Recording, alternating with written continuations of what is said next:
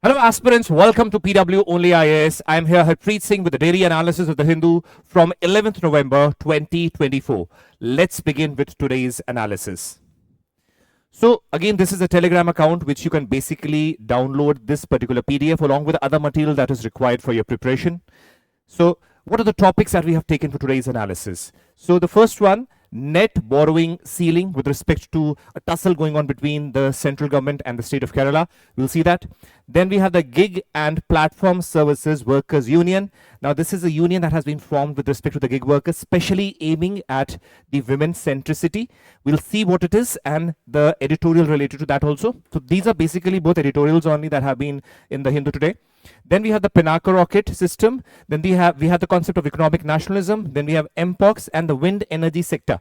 So all these topics will be taken for today's analysis. Let's begin with today's analysis. Main topics. So what all we have in store? You've already seen that. Let's begin. Okay. So it's the states and center fetter of net borrowing. Now please remember, whenever we are studying these topics, it is very important for us to understand what the concept itself is. Let us do one thing. Let us go into these terminologies first of all, understand the concept. Basically, what I'm going to tell you in the following slides is a sum up of everything that is there. Then we'll come back to this again editorial and see what is the issues concerning over here, right? So the moment we hear net borrowing ceiling, right, before we begin, we should know what it is. So what it is, let's see that. Net borrowing ceiling. See, it limits the borrowing of states from all sources, including open market borrowing. The imposition of net borrowing ceiling is done by invoking the powers of the center under Article 293, subsection 3. So what happens over here, please understand.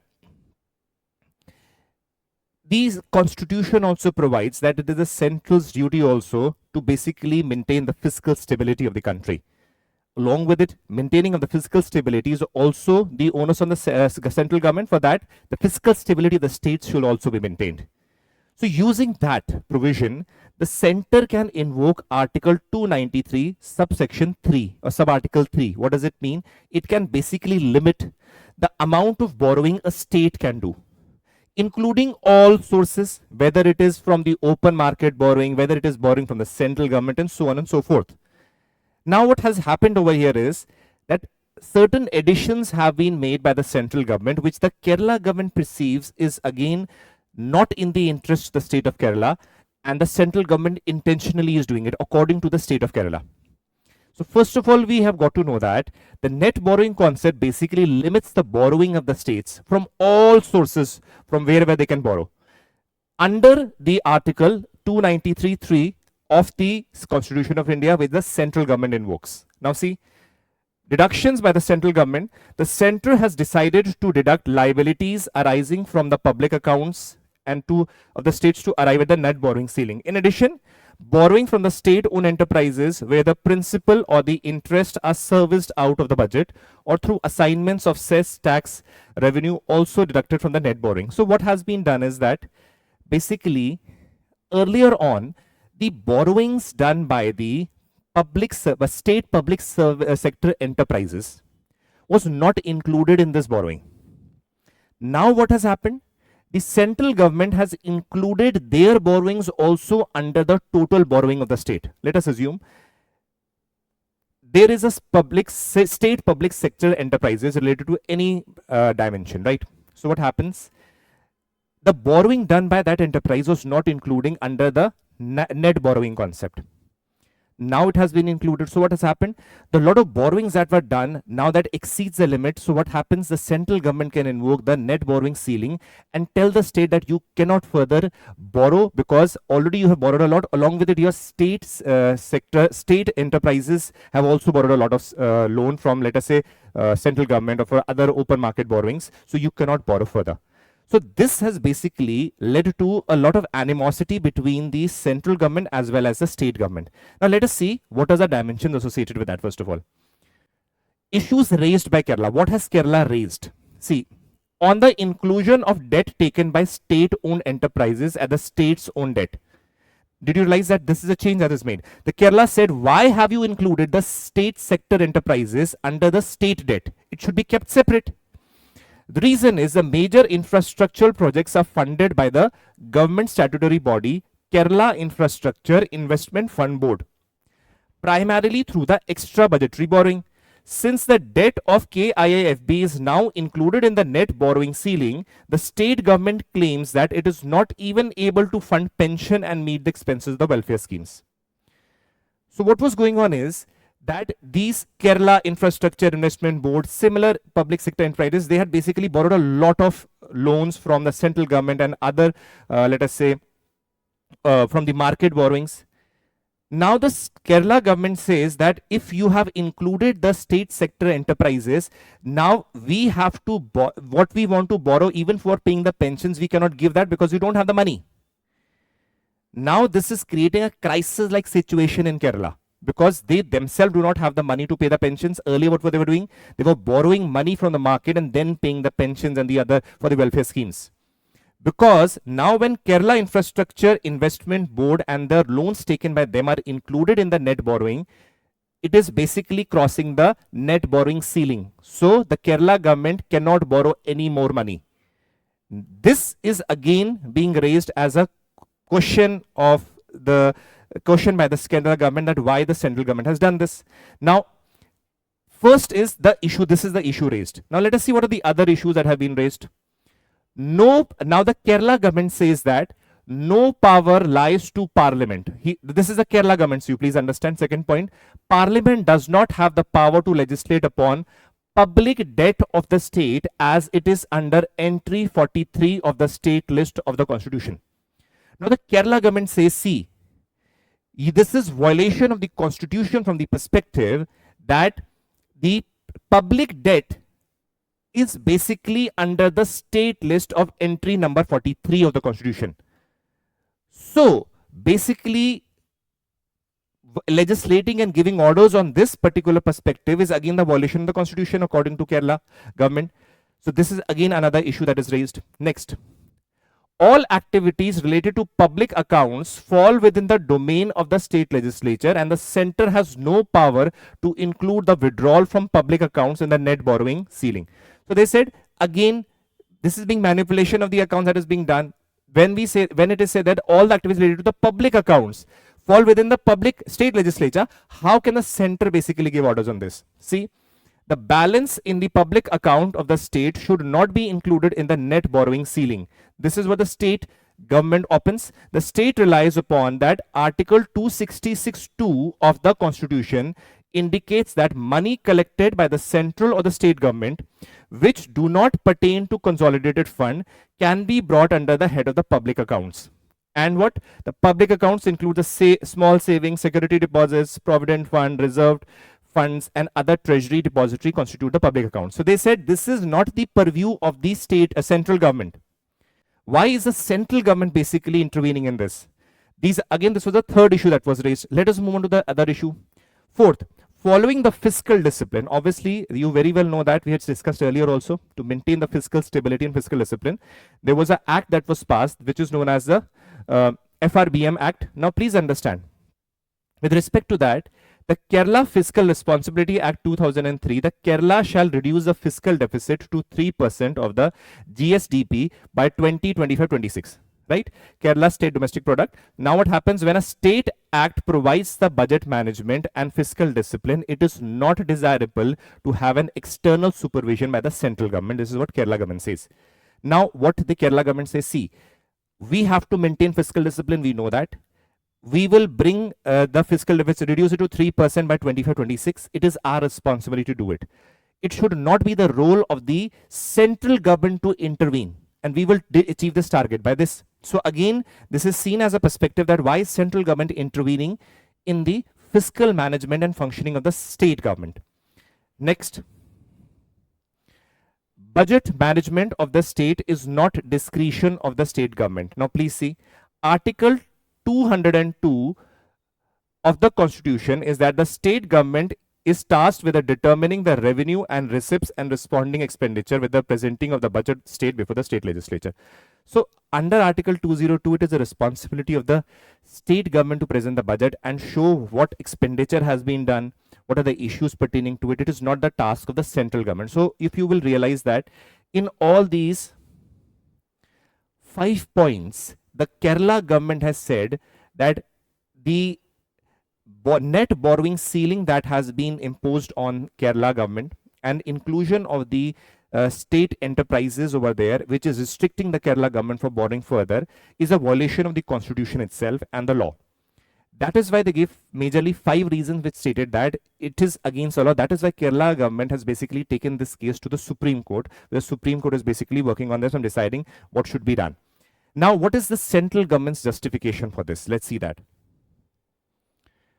The central government justification is Article 293(3) of the Constitution. Under this article, the state has to obtain consent of the center to raise any loan if any part of the previous loan extended by the center is outstanding. So that means, again, if the Kerala government has stated a provision of the Constitution, again, this also is there being stated by the central government, where it says that the state government has to obtain the consent of the center. That is absolutely true according to 293(3) article, to raise any loan. If the previous loan is outstanding, that means you have to pay some previous loan to the central government, and in case you want to raise further loan, you have to take the consent of the central government, which has not been taken over here.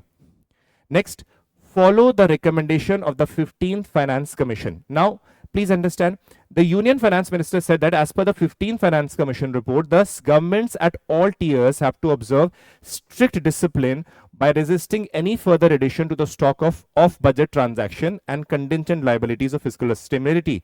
What does it mean? Again, 15th Finance Commission has very categorically mentioned about maintaining the fiscal discipline and stability, in which the excessive loan that is being taken by the Kerala government itself is creating a lot of financial issues with that. Imagine, to pay the pensions and the welfare schemes, the Kerala government has to take loan. So that means they're not, the economic activities over there are not productive enough to even sustain the state. That is why the central government says that, see, if today their pension has to be paid monthly, if this month they are taking the loans, every month they'll take the loan, and the fiscal condition is going to deteriorate every month, and that is going to add on to the burden. That is why they said that the state should follow the recommendations and not take excessive loans and has to limit it. For transparency, the higher borrowing limit to the higher borrowing limit to union and state government is to foster transparency and to avoid buildup of non-transparent liabilities. However, the Finance Commission has not called for inclusion of the debt-owned enterprises in the net borrowing ceiling. Now see, what the central government basically says is that, see, because when you are borrowing through so many mechanisms, through state enterprises are borrowing, it basically tends to create a transparent setup where borrowings are being done and whether they are being returned or not, whether there is fiscal prudency, whether there is discipline, or a cloud of opaqueness is there. Now what happens is the central government wants that there is a certain rule-based order where a ceiling limit is there and that should be followed, and a transparent setup should be there for every state. But one should note that the inclusion of the state enterprises in the net borrowing was never recommended by the 15th Finance Commission. It has been done by the Government of India. Now, this is what is the bone of contention that is being discussed, will be discussed in the Supreme Court, whether inclusion of the state enterprises in the net borrowing is valid or not. So that is what is again a question. Certain justifications given by the central government, certain justifications of their opinion given by the Kerala government. That is what is going on. Now please understand. Okay, let's move to the editorial now. See, once we have understood what the contention is, net borrowing, the justification given by the Kerala government, the justification given by the central government. Now this is what the issue was. Now see, state and centers fetter the net borrowing ceiling. Now you already know what is it, and along with it what the tussle that is going on. So we all know that in the introductory passage, the union government basically has imposed a concept NBC on Kerala, right? So net borrowing limit, that means it cannot further borrow. So now this is a condition of sustainability of the state itself. Now what is going on? The issue that the writers mention is includes the state-owned enterprises in the net borrowing, which was not recommended earlier either by the Finance Commission, 15th Finance Commission, or not even by the 14th Finance Commission report, but it has been included. So now that is a bone of contention also.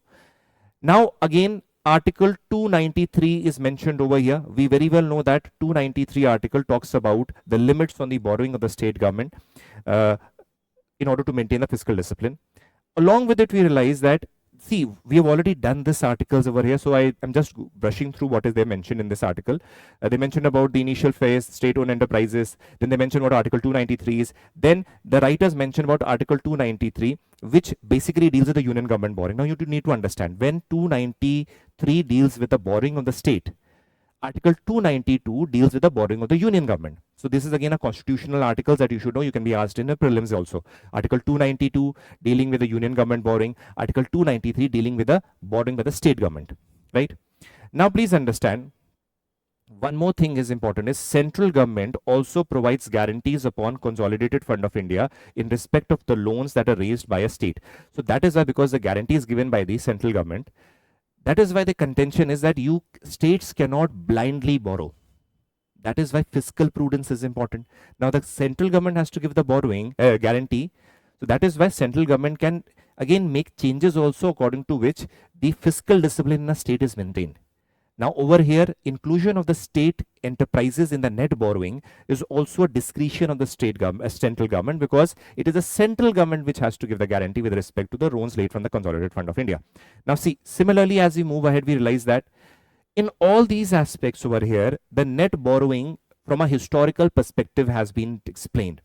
Now the net borrowing is not something that is an innovation of its own, but it is basically taken from the Government of India Act 1935. Please remember, we know that very well that Government of India Act 1935 forms a skeletal framework of the Constitution of India.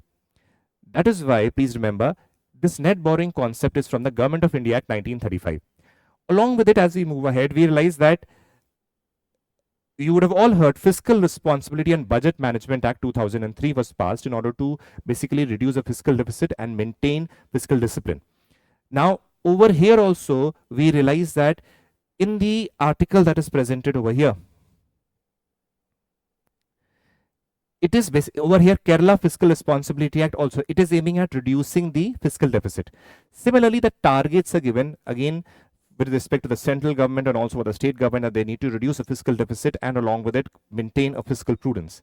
So the article editorial over here mentions that, see, we in India have the concept of FRBM Act. Now why this is being mentioned? It is being mentioned, see, we already have FRBM Act and the targets are already given. So what is the need for inclusion of the state sector enterprises in the net borrowing, which is basically raising the tussle between the states and the center. Along with it, we realize that it's further said that the case with respect to or interpretation with respect to Article 293 is already in the Supreme Court. Now, what is the debate in the Supreme Court going to go? Article 293, which relates with the borrowing of the state government, whether the state enterprises should be included in that or not. Or along with it, what is the level of intervention that the central government can have with respect to the borrowing of the state government under Article 293? Now, this raises questions with respect to the center and state relations and the tussle between them.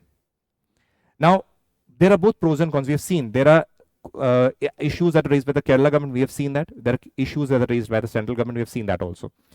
Now, a balance should come. That is why in the end also raised that it is mentioned that, okay, the centers has a onus of maintaining the stability in the states also, but along with it, it is important that the consensus of the states should also be taken so that they work as Team India and cooperative federalism is basically maintained. Now over here, because of the inclusion of the state enterprises, it basically, what does it do? It increases the tussle between the states as well as the center, in particularly the state of Kerala, where a very high debt is there on the state government.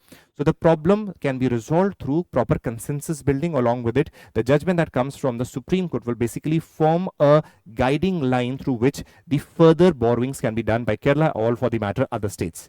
So this is what is mentioned, which is related to the aspect from your GS paper 3. Along with it, it can be asked in GS paper 2 from a constitutional perspective also. And along with it, it is important from your preliminary examination, where Article 292 and Article 293 can be mentioned, and they can ask you what they are. So this was the editorial that we have seen. Okay, let's move ahead.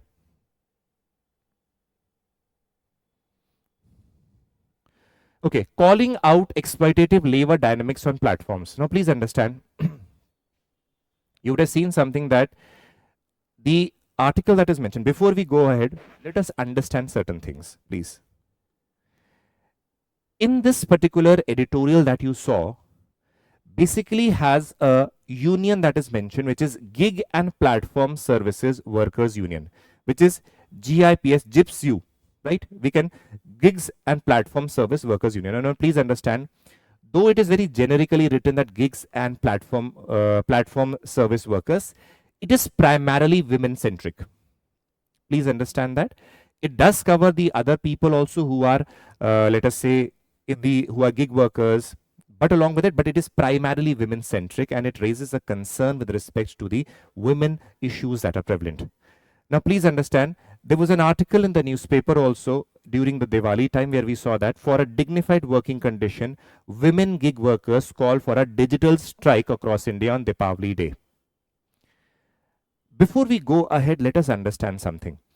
We already know in the few days back where we had discussed what are gig workers, we had discussed issues with respect to their definition, we had discussed issues with respect to their recognition, their non-recognition in fact under the industrial code. We also know that their condition and working conditions are not formalized, and that is what poses a lot of issue. If you see the definition, someone who is working out of the traditional working environment is what is defined by the labor code also. Now, please understand, it is very problematic. Right now, the definition of the gig workers is also very problematic beyond comprehensibility, because if you understand, you cannot treat gig workers as one category. Just take an example. If you see stand-up comedians, now those stand-up comedians charge, let us say, 2 to 3 lakhs for one stand-up comedy, and they are doing such comics, stand-up comedies almost every day, right? They are earning close to, let us say, 40 lakhs, 50 lakhs per month. Now, you cannot compare those with the Swiggy workers who are basically delivering the food orders. So there has to be a definition which is not right now demarcated. Now, what this union basically is with respect to those people who are more vulnerable among the gig workers, particularly those doing small gig activities, delivering food, doing certain other activities, working with companies like Urban Clap and all. Over there, we realize that already the gig workers are facing a lot of working condition issues. But among them, the women are the one who are worst affected. Their working timings, working conditions, pressure of work on them, salaries not being proper, delay of salaries, bonuses not being given, extra work pressure. That is what is basically led to the formation of this particular union. And what digital strike that is there is, that means they'll not pick up the phone on the Diwali day, they will not deliver the orders, they're not doing any work, they're just ignoring their responsibility just because the type of work and the working conditions that the women are subjected as gig workers. Now, having understood this, before we read the editorial also, let me go and explain you what do you mean by gig workers again. Please see. The new labor code of 2019 defines a gig worker as a person who performs work or participates in any work arrangement and earns from such activities outside the traditional employer-employee relationship. It includes freelancers, workers who are employed on contractual, project-based work and short-term work. That is why you realize that those delivery agents like Zomato, Swiggy or e-commerce and Amazon, Flipkart are gig workers. Estimated that 77 lakh workers are engaged in gig economy in 2021, constituting to 2.6% of the non-agriculture workforce. Just imagine. Do you realize that the labor code says that from the traditional employer-employee relationship, it is already said that they are outside that purview. Do you realize that because of this definition, the gig workers are not getting their rights as a person who is employed by that firm? That is the reason why the working conditions are bad, because they are on a contractual, or let us say gig workers. What is the need for giving them certain incentives, or for that matter even remunerating them with certain bonuses, or let us leave alone giving some formal security setup with respect to a social security setup that you get to the other employees in your company. Now, these are the gig workers. So even the government has basically defined it in a way that basically excludes them from a formal setup. That is what is the code of the point of concern that is there. Now, having studied this, we know what gig workers are. We know that there was a union that was formed, which basically is for the gig workers, but primarily women centric, right? Primarily based on women rights. And we saw a digital strike. Now, understand with respect to the digital strike, what happened. See, the Gig and Platform Service Workers Union, this Diwali we call upon gig workers in India to join first ever digital strike. What was this digital strike? On October 31, Black Diwali, we urge all gig workers to go for digital strike. That means turn off your mobile phones and go off the digital service. Let the companies sweat as they realize rethinking. There has to be rethinking with respect to the working conditions that they have and the subjectivity to the atrocities they are being submitted because of the work they are doing. Join the digital strike and all that. So, do you realize all this? Majorly women over here, because they are talking about the unfriendly work culture and the work pressure that is there. Now, please understand, having studied, first of all, what this union is. Second, having studied what the conditions are, having studied what the labor code basically defines it, and along with it, the certain dimensions that we have studied, the issues concerning. So, over here, understand, calling out exploitative labor dynamics on platform. See, this is a union that is formed that is primarily dedicated to women, which we have already seen, though it covers the other rights of the gig workers also, but primarily women. Then we realize that in this particular article, because what is mentioned over here, we've already discussed that also. This article says that with respect to coming out with the opinion of what the union is, they say that, see, on one hand, these platforms like Swiggy, Zomato, Amazon, Flipkart, they're giving hefty discounts on the goods. And they say, from where are they getting the discounts? They're basically cutting on our wages. They're cutting on our, let us say, social security network, which we expect should be given, and they're giving them the discount. And the employees over them, who are the gig workers, are the ones who are basically affected by the dismal work conditions that they face. Now, all this is being discussed over here. Firstly, they talk about from the perspective that the working conditions create a lot of pressure on the women in particular. Late night deliveries over there, they have to deliver to places, then security concerns come up. The salaries that are provided are very less. Along with it, realize that please, it impacts the family life also if they have any. If they have children, probably a woman is divorced and she has few children, 2 children, which are who are very small. There is no social security that is provided by these companies also. Along with it, so much pressure is exerted with respect to the targets that are given to them. If you do not complete those targets, hefty penalties are given or your salaries are cut. Now, what happens is, because you know that during Diwali time also there is a lot of urgency with respect to a lot of traffic also where you have to deliver the goods. Sometimes you're not able to deliver a little late. What happens? Your salaries are deducted. It is a customer who is centric, that is fine. But the people who are delivering are the ones who are suffering, people who are suffering. So, it is basically being discussed over here. Then we realize that the informal sector contributes more than 60% to the economy. Even now, directly. Indirectly, though, much more than that. And these gig workers, again, considered a part of the informal economy. But the problem is, because they're considered as informal and least effort is being taken by all these stakeholders to give them some sense of formal nature in the economy is what is creating issues. Because once you treat them as informal, someone out of the traditional working employee-employee relationship, then obviously there is no need to give them security with respect to social security schemes and all from the side of the companies also. Then we realize that the concept of this Black Diwali is mentioned. Black Diwali basically talks about, as we mentioned, that a digital strike would be launched, because Diwali is a festival of light, which marks the win over the goodness over the evil. So that is why they said women rights should be the one which should be basically celebrated along with it, which is not being done by these companies, and that is why they're celebrating as Black Diwali. As we move ahead, we realize that they say over here a lot of dimensions or problems that they face is when women are working, they face patriarchal issues and discrimination also. I'll just give an example. For example, if you're going on a road and you see auto drivers over there driving autos, the moment you see a woman driving an auto driver, you'll be saying, oh, a woman is driving. What difference does it make that a woman is driving or a man is driving? Because it is a patriarchal mindset. we see that women, when delivering those through Zomato or through Swiggy, those orders at night, 8, 9, 10, there's a possibility of them facing, let us say, some form of sexual comments, some form of discriminatory aspects, some form of molestation also that they come across. These patriarchal things are not something that they think about, because remember, in this particular case, someone from a family, let us say well-to-do family, has ordered a let us say some eatables from Swiggy or Zomato, and the women delivers it. And even if the women files a complaint that some ill treatment has been done, no action is taken against the people, because customer centricity, when given a primacy over the human rights, also creates an issue.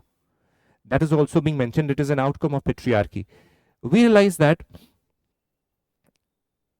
GIPSW the union, the members over here basically come from very lower class people, even lower middle class people, women, and many of them are divorced, many of them are single mothers, many of them are outcome of those atrocities which the women have faced. And now what happens because of that is, the women over here face so many atrocities that in spite of that, the working conditions over there are dismal.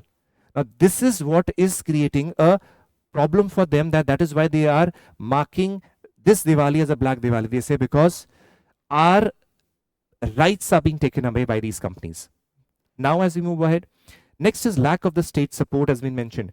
The state or the central government or the union government for that matter, or the various states government, are not basically passing any law to secure their rights, because again, the central government is also limiting its intervention. It is now the time when these companies also take the onus, along with the governments, come together, have certain framework, and along with it basically provides with certain amenities and come to a common consensus, which even the women, or for that matter other gig workers also who are facing the issue, have basically a secured work culture, secured amount of income that they can earn, and a happy work culture is it. That is what is a need, out of the need. Let's move ahead. As we move ahead, we'll be realizing this, that these were the majorly two articles that we had to do. Now comes the topic of the preliminary aspects. Now see, what are these topics? Now see, there is topic 1, GS2, and page number 1 was mentioned, France evaluating India's Pinaka rocket system. But the moment you hear that, what comes to our mind is that what is this particular rocket system? And the important thing is that we are the ones who are importing defense equipment from France. Now, France is of the view that they can also import, let us say, certain rocket systems or defense equipments from India. Now, let us see what it is. Pinaka rocket, what it is? Multi-barrel rocket system. Pinaka is a multi-barrel rocket system capable of firing a salvo of 12 rockets within 44 seconds. You can see the diagram itself. It has all these rockets. Within 44 seconds, 12 rockets can be fired from that. Multiple launch rocket system is a type of artillery that has several launchers mounted on one platform, allowing to fire multiple rockets with different ranges and warheads. Example, India Pinaka system, the Russian Grad, and the American HIMARS. So these are again examples of Pinaka-like equipments that are there in other countries also.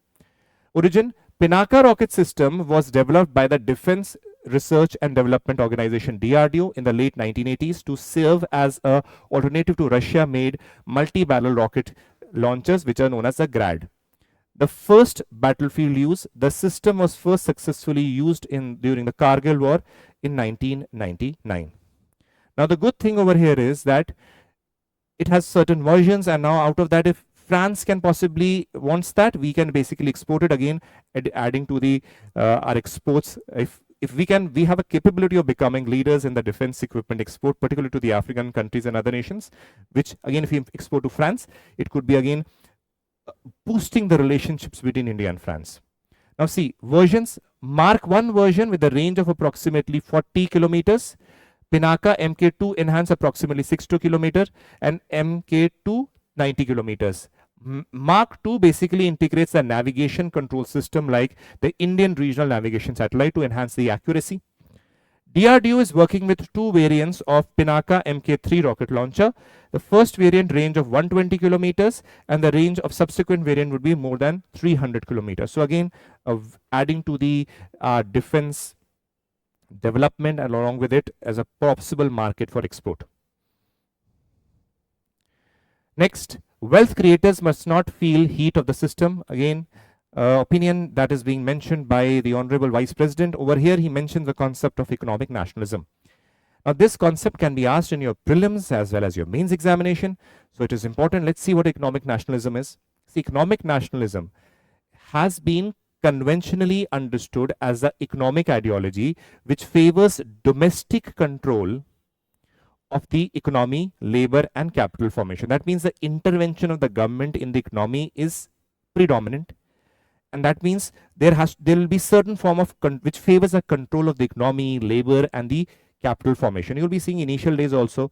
Now, post 1991, there has been liberalization, and again we saw some form of economic nationalism through the concept of Atmanirbhar Bharat. But earlier on, we had a very strict intervention of the central government with respect to the economy.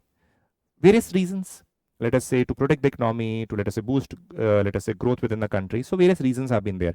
So intervention of the government, which is predominant with respect to the economy, along with labor and the capital formation, is known as economic nationalism from its layman's term.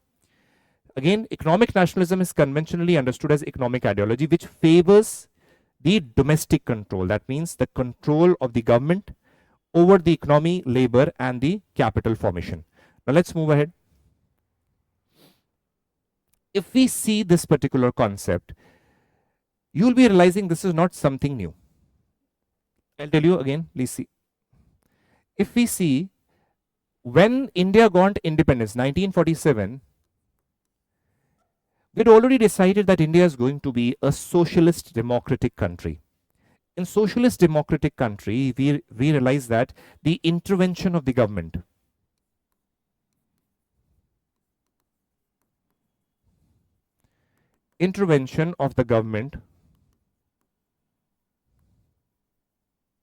was very high.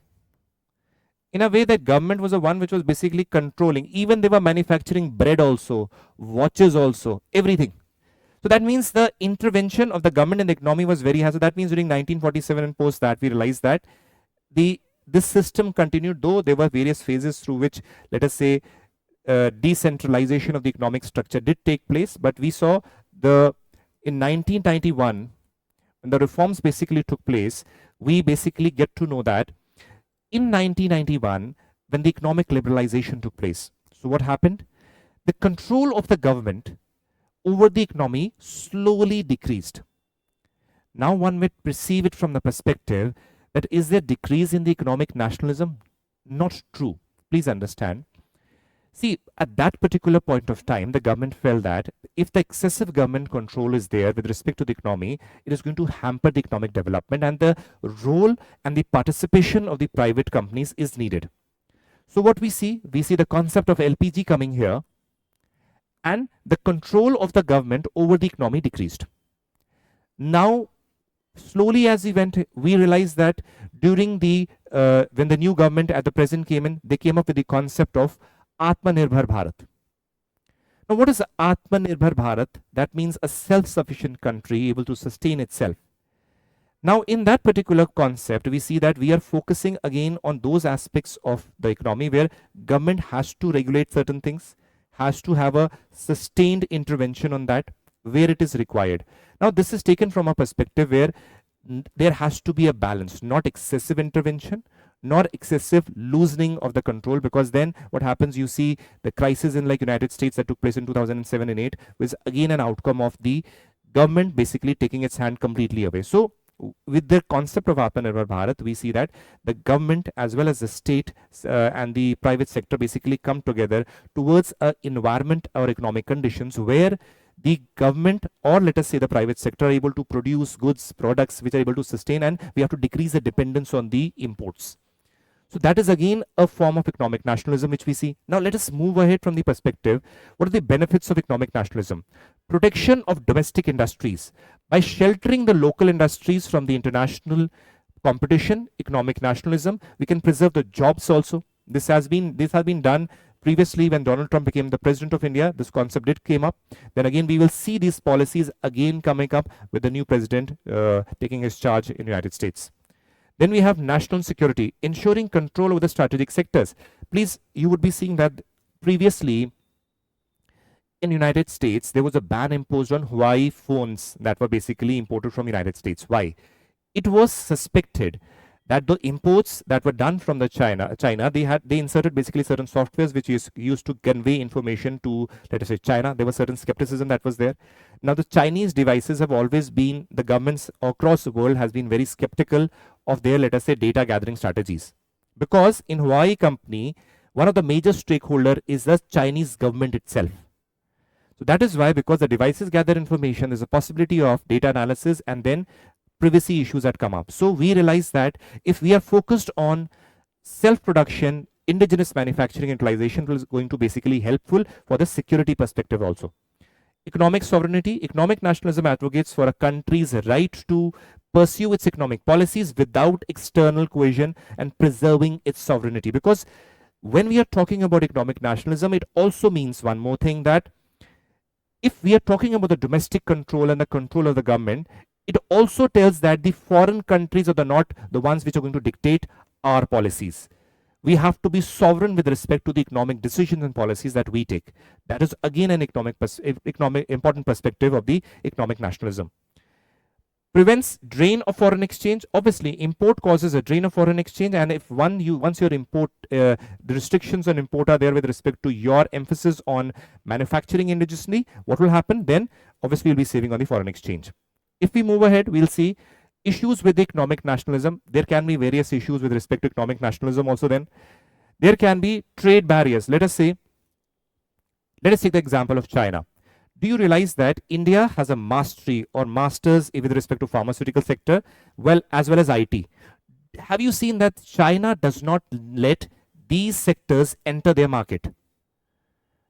You would have seen that China never lets our pharmaceutical sector or the IT sector to enter its market. Why? It creates trade barriers because it also has its own concept of economic nationalism, where it restricts the entry of certain sectors which might impact their domestic economy. Similarly, inefficiency. Now, there is also issues with inefficiency. What happens? We very well know that when we try to restrict the participation of certain private sectors or impose restrictions, then there are certain state sector enterprises or certain domestic industries that are there. Now, there might be inefficiency because decrease in competition is there. A healthy competition is very important, which raises the efficiency. That is why inefficiency might come. Resources misallocation. See, prioritizing domestic industries can lead to misallocation or hindering of the growth also, because we need to understand that the private sector also plays a very important role. Along with it, foreign companies that come also basically help in enhancing the resource mobilization. Restrictions imposed on them can basically lead to resource misallocation also.